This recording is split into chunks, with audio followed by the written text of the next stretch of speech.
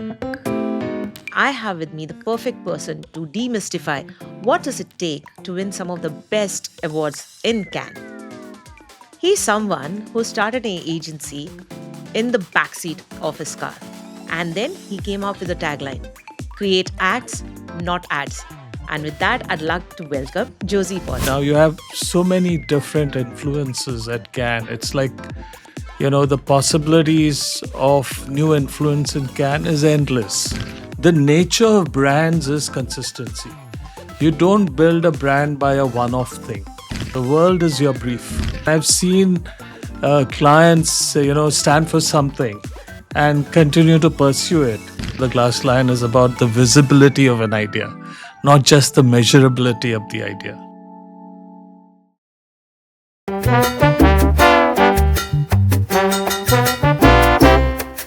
Hi, this is Vinita Bhatia, and I'm here with Josy Paul. I'm sure everyone is prepping up for Cannes. How can we miss that, right? It's the award making and the award winning season. Hi, Josie. It's so nice to have you here with Thank us. you, Anita. Thank you for having me here. My pleasure. So, you know what you did with the creation of your agency and then saying create acts, not ads. That was brave. But do you think that kind of bravery exists in the current world, which is dominated by data and dashboards?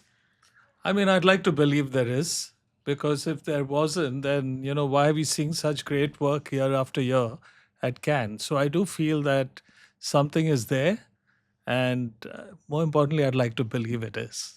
So you have been, like I keep saying, a permanent fixture at Yeah. Cannes for almost 3 decades and Yeah. counting. Yeah. How has the entire landscape at Cannes evolved from, a juror's perspective, from an agency's perspective, and maybe, taking a step back as a participant's perspective? Yeah, I mean, in the early days, there were fewer mediums, right? So you saw a lot of work in film and print and, outdoor and radio. These were the four big mediums. And it was a celebration of the place as well as the work and the craft. You had a lot more creative people. I mean, everybody's creative, honestly, but from the creative department.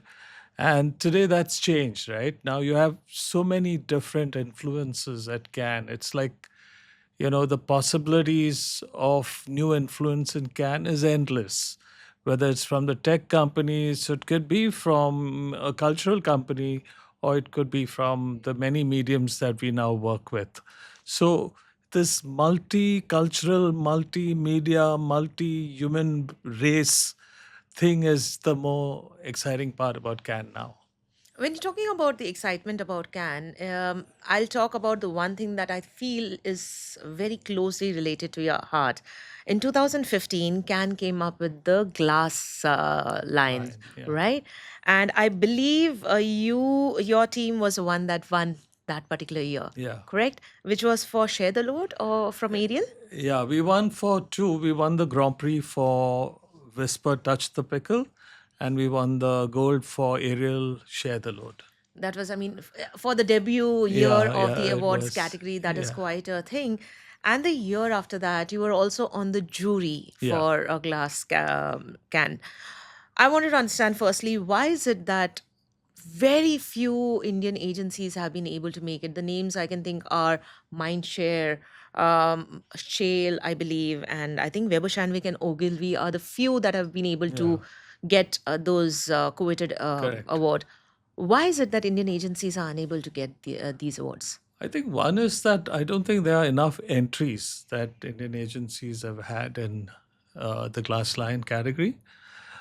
Two is, I think, the rigor of judging is quite sort of comprehensive.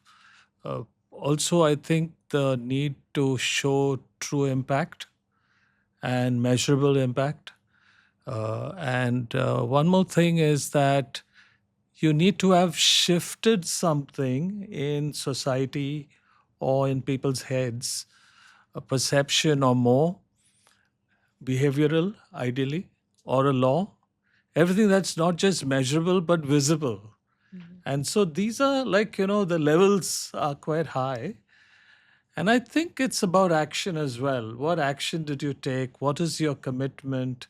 It's not one of those one-off things, right? It's like a long-term commitment when you win in class. So, in the glass lines, you have 25% weightage for idea, Yeah, 25% for strategy, yeah, and like you mentioned, 50% for impact and fact, results. yeah, So, when you're in the jury room and you're yeah, deliberating on correct. these cases that are there are a lot of cultural nuances that are also there. Like, for example, Yes, touch the pickle. yeah, If you are to talk about the impact, maybe someone from LATAM might not be able to understand true, what is the impact, what true. is the long term impact, and why this was there. Yeah, And they might not give it the kind of right. desired weightage. Yeah, Similarly, something coming out from China might not resonate as well yeah, to a juror yeah. from Brazil. So, how does the juror actually, or the entire jury panel, actually come to a consensus about the cases that tick all these boxes? Right. I think that's probably the most important question because there are two parts to the glass line jury. One is when you do the shortlisting, and the shortlisting jury in this case is also the awarding jury. So when they're shortlisting, they're going purely by the case video and the other sort of attachments that you have shown them evidence, and so it's an online thing. But eventually, there are like 20 or 30 cases that are shortlisted. And those then get a chance to present in person. So, when you're presenting in person, you have a better chance to share the cultural nuances, the things that are true to that local market. It gives you that ability to help different jurors from different backgrounds understand the humanity and the idea from where this is coming. So I think that's how they use the presentations, because the glass line presentations really to help the juror be rewarded by the things that they may not fully get from a video. Yeah. So, if you had to give, let's say, 3 points of advice to an agency, maybe now it's too late in the day, but who might be interested in submitting entries to the glass line category next year, when it comes to making the case studies, the videos, and also the presentation, because I Yeah. feel that would be the most impactful one, Yeah. Yeah. what would those suggestions be? I think the first thing is, don't think about the glass line. Okay. I think about how your idea is creating something beautiful in the place that it's meant to be. That reward is incredible, because you can see it, and therefore the glass line is about the visibility of an idea, not just the measurability of the idea. And then now that something has happened in society. You can feel it. You're more than a writer or a creative person. You created some change. Something happens to you, and now you want the world to know it. So you present it as a video, and you try your best in 2 minutes to make what you have done be understood by the world. Yeah, so you're testing it out, cutting iterations, showing it to people. Have you got what we've done? Is it clear? People give you feedback. And those iterations help you sort of polish that 2 minute. It's almost like a little long elevator speech, but you still want people to be feeling something. They've got to feel it. It's not an intellectual exercise, it's a feeling exercise. You got to feel that something was done. That idea was something that I'd like to talk to my family about, and that some change happened. And then, of course, that video will result in your presentation. And the presentation, you have a chance to decide who's going to present. It may not be the creative team that did it. It may be the two people who will truly present it with all its truth and all its joy and all its love, and in the theater that will allow a Japanese person sitting there, or a Brazilian sitting there, or somebody from another culturally different place to understand what you've done. And and then, of course, you leave it to the universe, the cosmos, and all the angels sitting in the jury to decide. So it literally feels like the adage that, the luck favors, or rather, fortune favors the brave. And you spoke about it being something that can have a long term impact. Yeah, yeah, That sounds very nice. And I know that Ariel, this is the 11th year yeah, for Ariel's Share the Load yeah, campaign. A lot of these campaigns can see that kind of sustainability because the brand also believes in the yeah, ethos of that impact. yeah, But in contemporary times, many brands are chasing short term business outcomes. So they're looking at probably a singular campaign activation, which can also yield business results and at the same time make an impact. So, what would your advice be to them, especially if they aspire to, you know, get or win a glass lion? yeah. I think that's again a super question because I think they just need to study what people at PNG do. Yeah, I mean, it's not that we did this. It was the client along with us, right? So I've never done this before. So the only difference it was because of the client. So this combination is important, and I think the nature of brands is consistency. You don't build a brand by a one-off thing. Yeah, the nature of brands is relationships, and the nature of ideas have to be there for relationships. And there is something about the relationship that we have with the folks at PNG, and collectively what we have with the idea, which has seen continuous sort of progress. And more importantly, not just the client and us, society and people at large. The feedback we get from people, from society, from people who write letters and messages and comments and social stuff, it tells us that we are, there's a need for one more.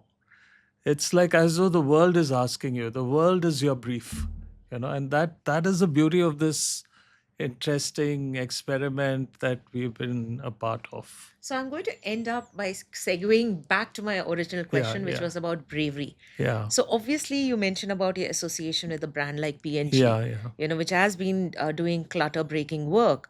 Um, do you see that for a brand which is so forward thinking and which is willing to push the envelope so much when it comes to creative content, do you think new age brands, D2C brands, startup brands, challenger brands, whatever terminology one may use for them, also have the stomach to exhibit this kind of bravery? Or are they too focused on the scalability, the financial runway, and the quick valuation game Yeah. that they miss all of it? No, I think all the points you mentioned are important because that's business and that's part of sustainability. But I think again, like I said, I try to live in a bubble that believes. I try to be always hopeful because I've seen it. I've seen it work, and I've seen clients, stand for something and continue to pursue it. So I believe it exists. And now it's up to me to make that relationship happen that moves in that direction. So somehow, I don't know, I take the onus on myself, to be honest with you. I truly believe that it's possible. Okay, great, Josie. And with that, I'm going to ask you one. Last year, we had 32 wins from Yeah, India. yeah. Do you want to put a number as to how many wins India can get this time, or is it too much of? Um, yeah, these things you can't predict because everything's so relative.